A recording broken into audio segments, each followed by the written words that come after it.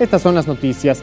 Esta tarde, Katia se convirtió en huracán categoría 1 en el Golfo de México, concretamente a 295 kilómetros al este de Tamaulipas y a 300 kilómetros al noreste de Veracruz. Se prevé que mañana gire hacia el suroeste, por lo que Conagua estimó que tocará tierra el sábado, convertido ya en depresión tropical.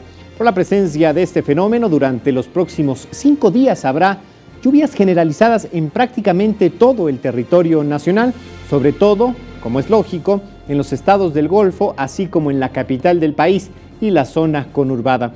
El Coordinador Nacional de Protección Civil, Luis Felipe Puente, pidió a la población, sobre todo de Veracruz y Puebla, extremar precauciones y pidió que en caso de observar grietas, hundimientos, inclinaciones de árboles o flujos de aguas en laderas, se reporte de manera inmediata al número de emergencia, el 911, el 911. Además, refirió que por instrucción presidencial ya se activó el Plan MX para proteger la vida y el patrimonio de los mexicanos.